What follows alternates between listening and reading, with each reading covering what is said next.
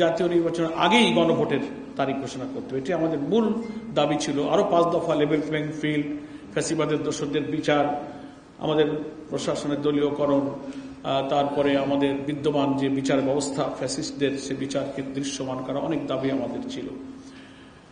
তো সেই দাবির প্রেক্ষিতে এই ঐতিহাসিক সমাবেশে সরকারকে অনুরোধ করা হয়েছে, সব যুক্তি পেশ করে বলা হয়েছে যে আমাদের জনগণের এই দাবি এখন, গণ আকাঙ্ক্ষার এই দাবি এখন সারা দেশের মানুষের দাবিতে পরিণত হয়েছে।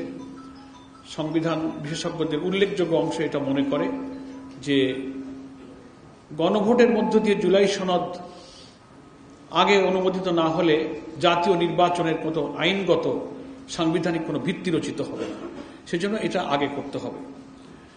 তো সে ব্যাপারে আমাদের নেতৃবৃন্দ অনেক বক্তব্য রেখেছেন এবং গতকাল এই সমাবেশ শেষে 8টি দলের শীর্ষ নেতা বিকালেই জরুরিভাবে একটা বৈঠকে মিলিত হয়েছিলেন পরবর্তী কর্মসূচির জন্য।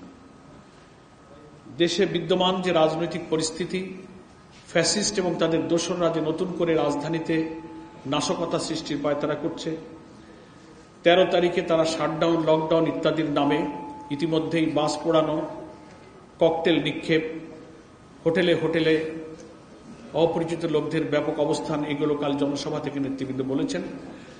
এইসব বিবেচনায় আমরা সরকারকে দেশের পরিস্থিতি শান্ত রাখা এবং স্থিতিশীল রাখার প্রয়োজনে সহযোগিতা করতে আমাদের শীর্ষ নেতৃবৃন্দ প্রস্তুত।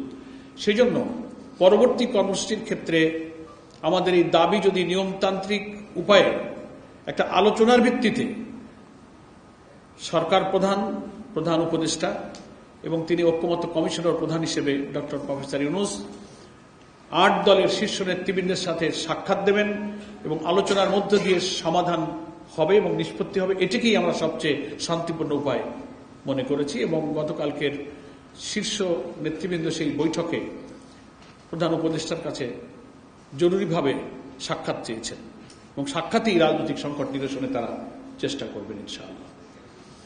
তো সেই সম্পর্কে আমাদের সামনে কিছু কর্মসূচি ঘোষণার জন্য আজকে আবার আমাদের শীর্ষ নেতৃবৃন্দের বৈঠক ছিল এবং গতকালকের শীর্ষ নেতৃবৃন্দের বৈঠকে সম্মিলিতই সিদ্ধান্ত যে আমরা এই দাবি আদায়ের জন্য মূল কর্মসূচি হচ্ছে প্রধান উপদেষ্টার কার্যালয় যমুনার সামনে অনির্দিষ্ট অবস্থান, এটাই আমাদের মূল প্রোগ্রাম।